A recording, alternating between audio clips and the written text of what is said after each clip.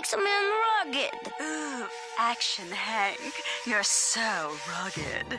Oh, honey, you are so rugged.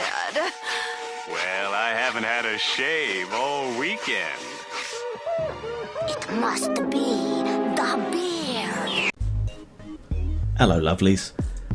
For the longest time I had just a short little goatee that didn't really need much care or anything apart from shaving the sides from time to time, and it's been a bit of a steep learning curve for me, learning to look after a bit of a longer beard.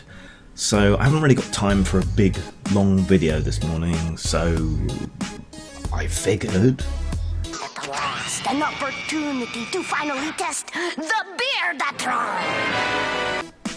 So first things first is combing, for which I have the well-groomed wizard wooden comb. I also have a smaller plastic sort of flick comb which looks pretty cool, but this one's pretty good. I got it because there's a wizard on the packet. Childish, I know, but that's me.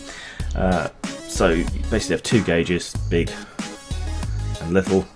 Use the big one to remove any tangles, brush out any dead skin. You get like beard druft instead of dandruff occasionally.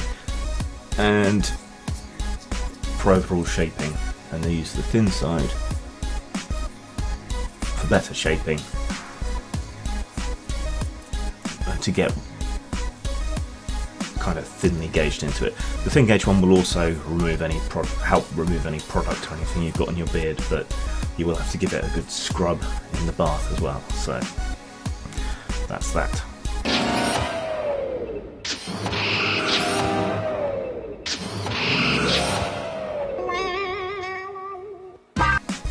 Now beard hair is naturally pretty thick and wiry and can feel a bit rough, so you're definitely going to want to condition your beard, and you can do that with beard balm or beard oil.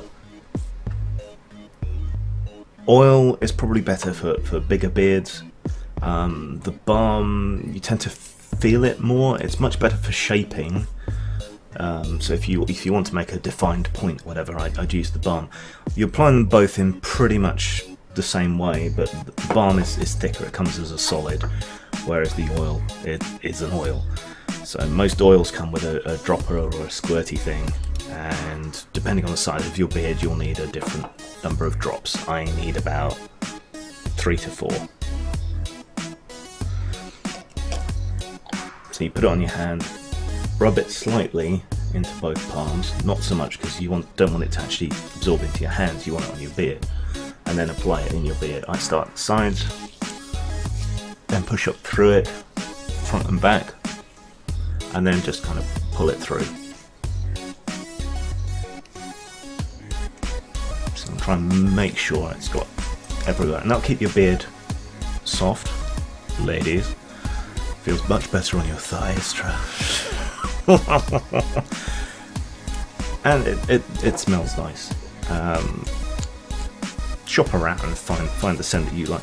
Of the ones I've tried so far, this is actually my favourite, and it's just from a generic beard grooming kit that I got for my birthday. Okay, so your beard is conditioned, sorted.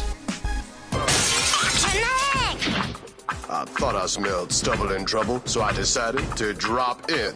So beard beads, maybe you've watched Vikings or something and want to try out something more elaborate with your beard. I've gotten a little bit addicted to buying beard beads and trying different and more elaborate configurations of things, but let's show you something simple. Okay, so this is a beard bead from Alchemy Gothic. It's a coffin, and who doesn't like coffins?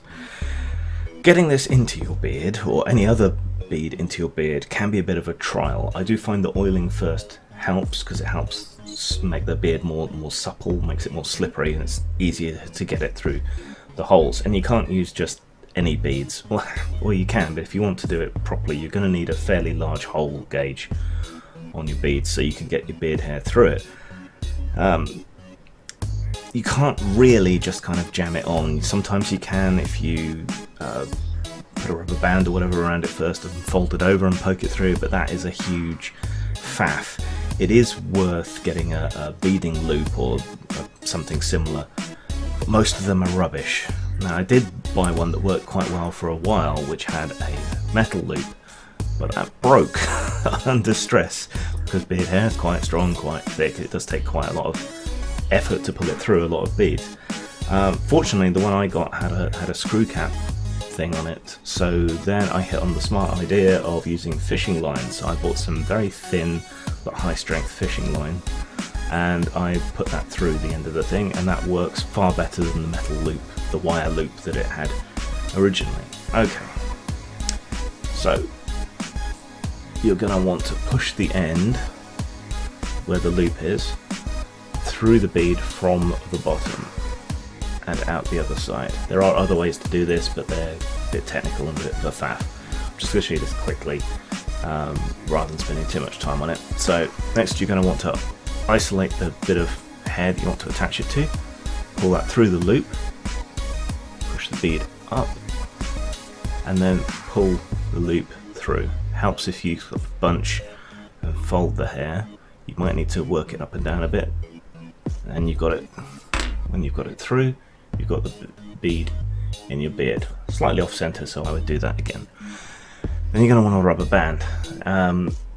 You can get specialist dreadlock bands, which are very thin, very small, black, which hides in my hair, which is good. But they tend to snap very often. Silicone bands are better for larger beards, larger beads, but while you can get see-through ones which disappear into your bead quite well, they snap quite often. But I would recommend the silica bands. For this one, since I'm only doing a little bit of hair, I'm just using a little red rubber band. So put that in as close as you can. You want to loop it around enough times that it will stop the bead moving down. Ideally, you want it to only just do that so that you can ease the bead down over the bands to hide them, unless you've got a bead that a band that matches your hair, so it won't be so visible. Okay, I've done it slightly too thick, but never mind. You can see that that's now in and secure. I prefer to move it down as close as possible to the bottom of my beard so that the weight pulls it down and holds it more neatly. There you go.